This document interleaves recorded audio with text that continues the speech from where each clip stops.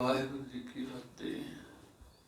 ਗੁਰੂ ਪਿਆਰੇ ਸਾਧ ਸੰਗਤ ਜੀ, ਗੁਰਬਾਣੀ ਨੇ ਸਾਡੇ ਸਰੀਰ ਨੂੰ ਦੇਸ਼, ਧਰਤੀ, ਪਿੰਡ, ਡੇਰਾ ਘਰ ਕੇ ਇਹ ਘਰ ਜਿਹੜਾ ਹੈ ਮਾਇਆ ਦਾ ਘਰ ਹੈ। ਇਹ ਸਰੀਰ ਸਭ ਮੂਲ ਹੈ ਮਾਇਆ। ਜੋ ਦ੍ਰਿਸ਼ਟਮਾਨ ਦਿਖ ਰਿਹਾ ਹੈ ਇਹ ਮਾਇਆ ਹੈ। ਇਸ ਦੇ ਅੰਦਰ ਜੋ ਦਸਵਾਂ ਦੁਆਰ ਹੈ, ਜਿੱਥੇ ਪਰਮਾਤਮਾ ਦੀ ਜੋਤ ਵਿਰਾਜਮਾਨ ਹੈ, ਉਹ ਸੂਖਮ ਹੈ। ਇਹ ਦਸਵਾਂ ਦੁਆਰ ਹੀ ਮਨ ਦਾ ਨਿੱਜ ਘਰ ਹੈ। ਇਹਦੇ ਵਿੱਚ ਮਨ ਵਾਸਤੇ ਸਹੂਲਤਾਂ ਰੱਖੀਆਂ ਨੇ। ਇਸ ਦੇ ਇਸ਼ਨਾਨ ਕਰਨ ਵਾਸਤੇ ਅੰਮ੍ਰਿਤਸਰ ਤੀਰਥ ਬਣਿਆ ਹੋਇਆ, ਜਿੱਥੇ ਜਾ ਕੇ ਮਨ ਨੇ ਇਸ਼ਨਾਨ ਕਰਨਾ ਹੈ। ਇਹਦੀ ਮੈਲ ਉਤਰਨੀ। ਮੈਲ ਗਈ ਮਨ ਨਿਰਮਲ ਹੋਆ, ਅੰਮ੍ਰਿਤਸਰ ਤੀਰਥ ਨਾਏ।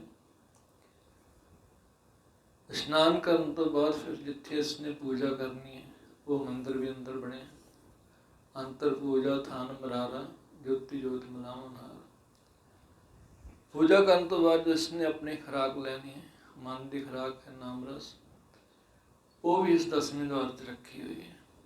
ਮਨ ਕਾ ਤੋ ਸਹਰ ਨਾਮ ਹੈ, ਹਿਰਦੇ ਰੱਖੋ ਸੰਭਾਲ। ਪਰ ਜਿਵੇਂ ਹੀ ਸੰਸਾਰ ਵਿੱਚ ਆਉਂਦਾ ਹੈ, ਬੱਚੇ ਦਾ ਜਨਮ ਹੁੰਦਾ ਹੈ, ਇਹ ਆਉਂਦੇ ਹੀ ਪਿਛੋਕੜ ਭੁੱਲ ਜਾਂਦਾ ਹੈ ਆਪਣੇ ਮਾਤਾ ਪਿਤਾ ਨੂੰ, ਆਪਣੇ ਉਸ ਘਰ ਨੂੰ, ਨਿੱਜ ਘਰ ਨੂੰ, ਤੇ ਉਹਦਾ ਦਰਵਾਜ਼ਾ ਵੀ ਵਿਸਰ ਜਾਂਦਾ। ਇਸ ਅਵਸਥਾ ਵਿੱਚ ਕਹਿੰਦੇ ਸੁੱਤਾ ਹੋਇਆ ਇਸ ਸੰਸਾਰ ਨੂੰ ਆਪਣਾ ਘਰ ਸਮਝਦਾ ਤੇ ਮਨ ਆਪਣਾ ਸਰੂਪ ਭੁੱਲ ਜਾਂਦਾ ਇੱਥੇ ਆ ਕੇ, ਔਰ ਆਪਣੇ ਆਪ ਨੂੰ ਸਰੀਰ ਸਮਝਦਾ ਹੈ। ਤੇ ਸਾਰਾ ਉਦਮ ਇਹਦਾ ਸਰੀਰ ਨੂੰ ਪਾਲਣ ਵਾਸਤੇ, ਕਿਉਂਕਿ ਮਨ ਨੂੰ ਆਪਣੀ ਖੁਰਾਕ ਦਾ ਗਿਆਨ ਨਹੀਂ ਰਿਹਾ, ਤੇ ਸਰੀਰ ਆਪਣੇ ਆਪ ਨੂੰ ਸਮਝਦਾ ਤੇ ਸਰੀਰ ਦੀ ਖੁਰਾਕ ਨੂੰ ਆਪਣੀ ਸਮਝਦਾ ਹੈ। ਤੇ ਮਹਾਰਾਜ ਸੁਣਾਉਂਦੇ ਕਿ ਜਿਸ ਸਰੀਰ ਨੂੰ ਤੂੰ ਆਪਣਾ ਸਮਝਦਾ ਹੈ, ਇਹ ਤੈਨੂੰ ਥੋੜੇ ਸਮੇਂ ਵਾਸਤੇ ਮਿਲਿਆ। ਸਮਾਂ ਪੂਰਾ ਹੋਣ ਤੇ ਤੂੰ ਇਸਨੂੰ ਛੱਡ ਕੇ ਚਲੇ ਜਾਣਾ। ਪਰ ਜਿੰਨਾ ਸਮਾਂ ਮਿਲਿਆ ਹੈ, ਸਵੇਰੇ ਤੋਂ ਆਉਣਾ ਇਸ ਸਰੀਰ ਵਿੱਚ ਤੇ ਰਾਤ ਨੂੰ ਵਾਪਸ ਚਲੇ ਜਾਣਾ। ਇਹ ਦਿਨ ਤੇ ਰਾਤ ਦਾ ਖੇਲ ਹੈ। ਮਹਾਰਾਜ ਕਹਿੰਦੇ ਦਿਨ ਤੇ ਰਾਤ ਦੇ ਖੇਲ ਵਿੱਚ ਮਨ ਆਉਂਦਾ ਹੈ। ਜੋ ਸਵੇਰੇ ਉਦੋਂ ਕੀ ਲੈ ਕੇ ਆਉਂਦਾ ਸੀ, ਤੇ ਜਦੋਂ ਰਾਤ ਨੂੰ ਜਾਂਦਾ ਵਾਪਸ ਕੀ ਲੈ ਕੇ ਜਾਂਦਾ। ਇਸ ਕਰਕੇ ਸਮਝਾਉਂਦੇ ਨੇ ਕਿ ਇਹ ਜੋ ਸਰੀਰ ਤੁਹਾਨੂੰ ਦਿੱਤਾ ਹੈ, ਇਹਦੇ ਵਿੱਚ ਹਾਰ ਤੇ ਜਿੱਤ ਦਾ ਫੈਸਲਾ ਹੋਣਾ ਹੈ। ਜੇ ਇੱਥੇ ਆ ਕੇ ਸਵਾਸਾਂ ਧਨ ਜੋ ਤੂੰ ਲੈ ਕੇ ਆਇਆ ਉਹ ਸਾਰਾ ਕਰਮ ਤੇ ਖਰਚ ਕਰਤਾ, ਤਾਂ ਤੂੰ ਇਹ ਖੇਲ ਹਾਰ ਜਾਏਗਾ। ਜੇ ਸੰਗਤ ਵਿੱਚ ਜਾ ਕੇ ਸਿਮਰਨ ਅਭਿਆਸ ਕਰਕੇ ਸਵਾਸਾਂ ਧਨ ਜਮ੍ਹਾਂ ਕਰਕੇ ਨਾਮ ਨੂੰ ਪ੍ਰਾਪਤ ਕਰ ਲਿਆ, ਤਾਂ ਤੂੰ ਇਹ ਖੇਲ ਜਿੱਤ ਜਾਏਗਾ। ਪਰ ਜਦ ਤੱਕ ਅਸੀਂ ਗੁਰੂ ਦੀ ਸ਼ਰਨ ਵਿੱਚ ਨਹੀਂ ਜਾਂਦੇ, ਸਾਨੂੰ ਇਸ ਖੇਲ ਦਾ ਭੇਦ ਨਹੀਂ ਆਉਂਦਾ ਕਿ ਕਿਸ ਤਰ੍ਹਾਂ ਹਾਰ ਜਿੱਤ ਦਾ ਫੈਸਲਾ ਹੁੰਦਾ ਹੈ। ਜਿਨ੍ਹਾਂ ਤੇ ਪਰਮਾਤਮਾ ਕਿਰਪਾ ਕਰਦਾ ਹੈ, ਉਹਨਾਂ ਨੂੰ ਪੂਰਾ ਗੁਰੂ ਮਿਲ ਜਾਂਦਾ ਹੈ। ਉਹਨਾਂ ਦੇ ਅੰਦਰ ਫਿਰ ਅਗਿਆਨਤਾ ਦਾ ਅੰਧੇਰਾ ਖਤਮ ਹੋ ਜਾਂਦਾ ਹੈ। ਗਿਆਨ ਹੋ ਜਾਂਦਾ ਉਹਨਾਂ ਨੂੰ ਇਸ ਖੇਲ ਦਾ। ਮਹਾਰਾਜ ਫਰਮਾਉਂਦੇ ਨੇ, ਕਰ ਕਿਰਪਾ ਜੋ ਸਤਿਗੁਰੂ ਮਿਲਿਓ, ਮਨ ਮੰਤਰ ਮੇਂ ਦੀਪਕ ਜਲਿਓ, ਜੀਤ ਹਾਰ ਕੀ ਸੋਝੀ ਕਰੀ, ਤਾਂ ਇਸ ਘਰ ਕੀ ਕੀਮਤ ਭਰੀ। ਕਹਿੰਦੇ ਜਦੋਂ ਗੁਰੂ ਦੇ ਸ਼ਰਨ ਵਿੱਚ ਗਏ, ਕਹਿੰਦੇ ਗਿਆਨ ਦਾ ਪ੍ਰਕਾਸ਼ ਹੋ ਗਿਆ ਅੰਦਰ, ਤਾਂ ਕਹਿੰਦੇ ਸੋਝੀ ਆਈ। ਪਹਿਲਾਂ ਤਾਂ ਅੰਦਰ ਹਨੇਰਾ ਸੀ, ਕੋਈ ਦਿਖਾਈ ਨਹੀਂ ਦਿੰਦਾ ਸੀ।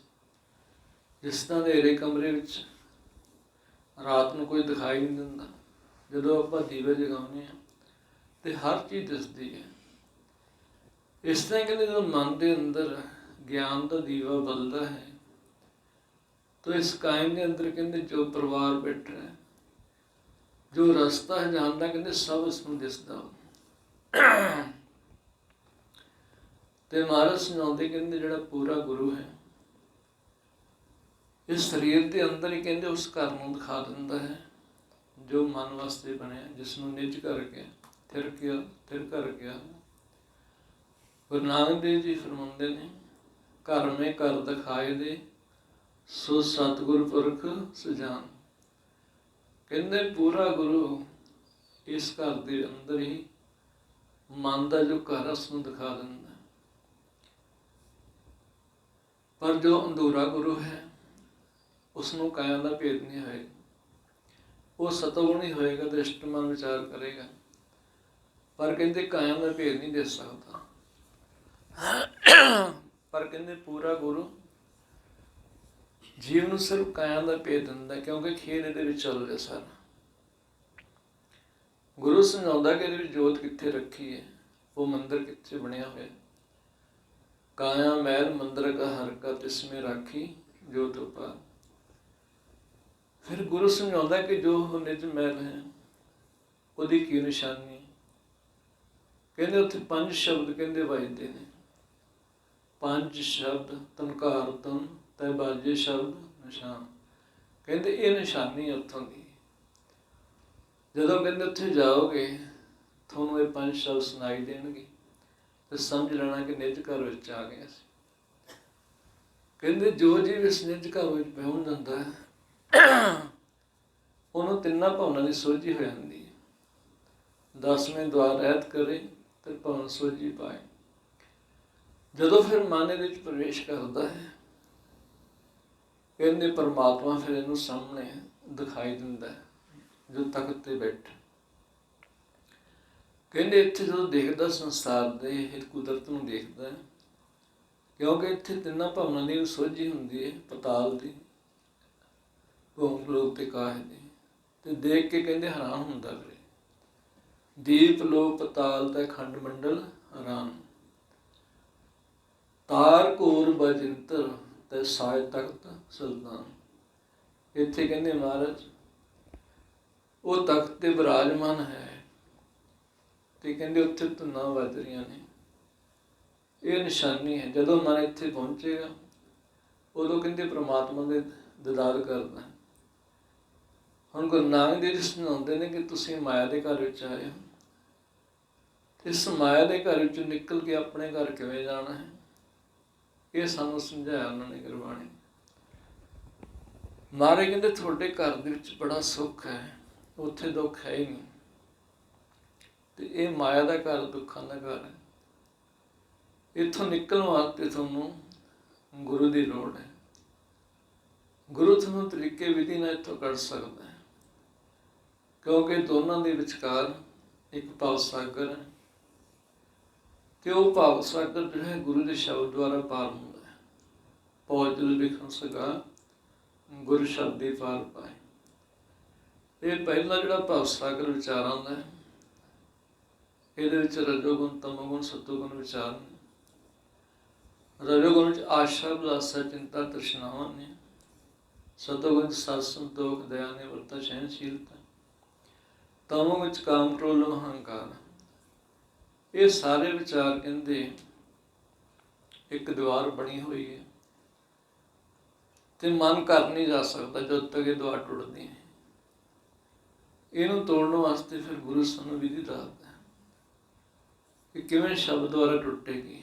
ਗੁਰ ਕੇ ਬਾਣ ਬੱਜਰ ਕਲ ਛੇਦੀ ਪਰਟਿਆ ਪਦ ਪ੍ਰਗਾਸ। ਕਹਿੰਦੇ ਜਦੋਂ ਦੀਵਾਰ ਤੋੜੋਗੇ ਸ਼ਬਦ ਦੁਆਰਾ, ਥੋੜਾ ਅੰਧੇਰਾ ਖਤਮ ਹੋ ਜਾਏਗਾ, ਅੰਦਰੋਂ ਪ੍ਰਕਾਸ਼ ਹੋ ਜਾਏਗਾ।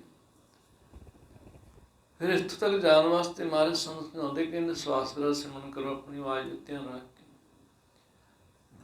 ਜਦੋਂ ਕਹਿੰਦੇ ਇਸ ਨੂੰ ਸ਼ਬਦ ਨੂੰ ਸੁਣੀ ਜਾਓਗੇ, ਇਹ ਵਿਚਾਰ ਤੁਹਾਡੇ ਖਤਮ ਹੋ ਜਾਣਗੇ, ਦੀਵਾਰ ਟੁੱਟ ਜਾਏ। ਕਹਿੰਦੇ ਇੱਥੇ ਜਦੋਂ ਜਾਓਗੇ ਤੁਸੀਂ, ਇਸ ਪਰ ਦਰਦ ਦੀ ਨਿਸ਼ਾਨੀ ਦੱਸ ਰਹੇ ਨੇ। ਕਹਿੰਦੇ ਇੱਥੇ ਨਾਲ ਦੀ ਨਾਲ ਪ੍ਰਕਾਸ਼ ਸ਼ੁਰੂ ਹੋ ਜਾਏਗਾ ਤੇ ਆਵਾਜ਼ ਵੀ ਆਏਗੀ।